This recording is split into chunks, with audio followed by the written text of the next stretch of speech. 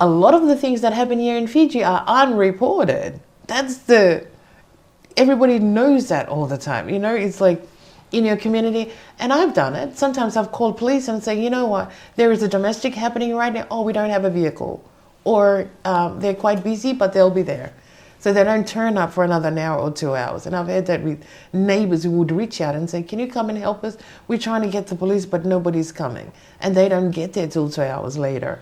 So obviously that's not just happening in one area, it's happening everywhere else. So before we go to the break, yeah, you said you did your stats in 2019. Yeah. And then we entered COVID. And there was a suggestion that maybe COVID will make things better. But coming out of COVID, what we noticed that mental depression and other associated mental issues started thriving, mainly amongst the younger population. What did you see connected between COVID, the issue in relation to mental related issues and drugs? Yeah. One of the big things that COVID brought was the poverty, the increasing poverty across the country. And then obviously peddlers, when they are targeting our young people, saying, you know what, we'll give you this if you just take and, you know, start selling at the schools or wherever it may be, down the street, we'll give you money. So a lot of that was happening. Then when we were going to all the different schools and talking to people, they are seeing more, increasing numbers of young people are even doing it in the schools, or even they're selling it in the school. In 29, when we were doing the research back then, there were small talks here, there, and everywhere where kids were used as runners and everything else, whereas now it is literally coming forward from the teachers that we spoke to, the schools that we've gone out to, that they are seeing these in their school. And it's not a rarity that it happens, no.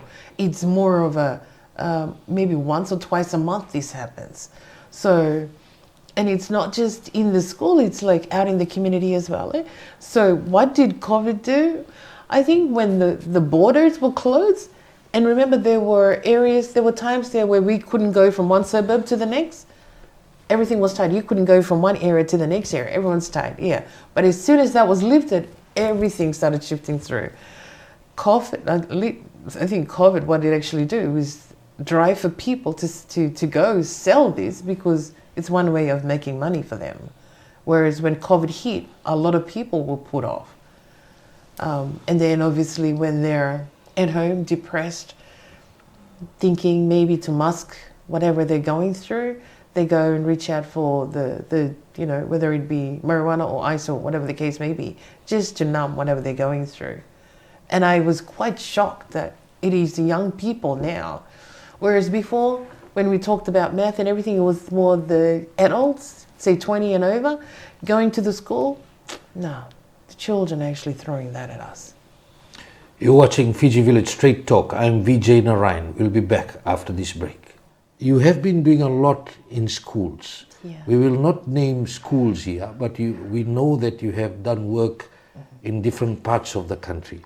If you can talk about what are you getting from the schools? Really, when you go speaking in the urban areas, even to the rural areas, it's literally the same message or same information you're getting all the way through. How bad the drugs have seen. You know, for instance, went into one in the West, you know, just going and talking to the young people, but they are very more forward to actually share the information with us and what they're seeing. It's not just marijuana they're seeing, it's ice. You know, what it looks like, they know the street name for these, they know how much it's, I didn't even know how much it was right now, but from what we got from the West is $25 or $5 or $10 even in different places. They know exactly where to get it from, they know how to get it, who's got it, yes, and what time of the day to go and purchase this thing. For us, it was like, how, you know, our target was youth in the beginning, whereas now, not youth anymore. It's young people. We need to go to the primary school. We need to have this frank conversation with these young children because they are being targeted. And the thing is, that was what we found. And it wasn't in one of the schools. We actually found one of the villages in the West we went to. And it was the young child literally just having sitting down, talanoa, they started talking. And you know, children, they say things that, very dandy. Yeah, they will just openly talk about stuff. And this young girl was talking about how her father would get her to take it from him, in her school bag, into the school, and somebody will purchase from it. And I just thought, How old was this child? 7-year-old. So it's still in primary school. So can you imagine? That's what's happening in the rural areas. And that's one of the villages we went to speak to.